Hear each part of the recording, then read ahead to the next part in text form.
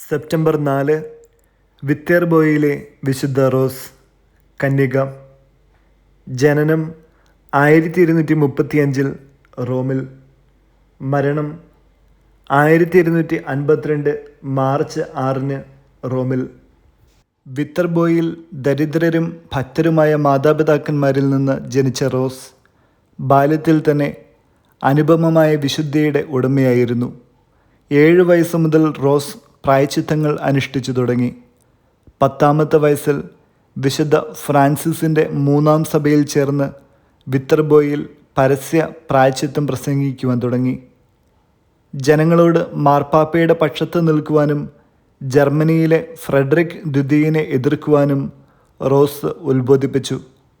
അവളുടെ സ്വാധീനം കണ്ട് ഭയന്ന് ചക്രവർത്തി അവളെയും അവളുടെ കുടുംബത്തെയും വിറ്റെർബോയിൽ നിന്ന് നാടുകടത്തി. വിപ്രവാസിയായ റോസ് ചുറ്റുപാടുമുള്ള പട്ടണങ്ങളിൽ പോയി ജനങ്ങളോട് മാർപ്പാപ്പയെ പിന്തുണയ്ക്കുവാൻ ഉത്ബോധിപ്പിച്ചു. അവൾക്ക് പ്രവചനവരമുണ്ടായിരുന്നു. ഫ്രെഡറിക് മരിക്കുന്നതിന് കൃത്യം 10 ദിവസം മുമ്പ് അവൾ അദ്ദേഹത്തിൻ്റെ മരണം പ്രവചിച്ചു. വിറ്റോർക്കിയാനോ എന്ന നഗരത്തിൽ ഒരു മന്ത്രവാദിനി ജനങ്ങളെ വഴിതെറ്റിക്കുന്നതായി റോസ് കണ്ടു. 3 മണിക്കൂർ ദേഹം പൊള്ളലേൽക്കാതെ ഒരു തീച്ചൂളയിൽ നിന്ന് പ്രാർത്ഥിച്ചുകൊണ്ട് വഴിതെറ്റിപ്പോയവരെ മനസ്സ് തിരിച്ചു. അവളുടെ പ്രാർത്ഥനയും പരിത്യാഗവും വഴി 1251 വിറ്റെർബോ മാർപ്പാപ്പയുടെ അധികാരത്തിന് കീഴായി. ഉടനെ റോസ് സ്വഭവനത്തിലേക്ക് മടങ്ങി. സ്ഥലത്തെ ക്ലാരമഠത്തിൽ പ്രവേശനാനുമതി ചോദിച്ചു. എന്നാൽ ക്ലാരമഠം അവൾക്ക് പ്രവേശനം നൽകിയില്ല. തന്നിമിത്തം അവൾ വിറ്റെർബോ നഗരത്തിനുള്ളിൽ തന്നെ ഒരു കുടിലിൽ താമസിച്ചു.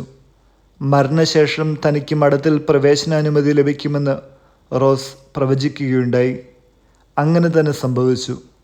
അടുത്ത വസന്തത്തിൽ 17ാമത്തെ വയസ്സിൽ റോസ് മരിച്ചു.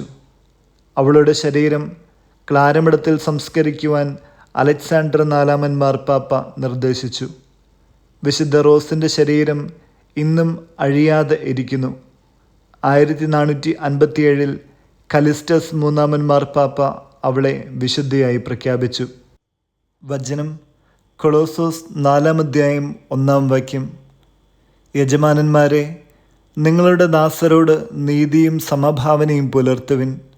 നിങ്ങൾക്കും സ്വർഗത്തിൽ ഒരു യജമാനനുണ്ടെന്ന് ഓർമ്മിക്കുവിൻ. വിചിന്തനം.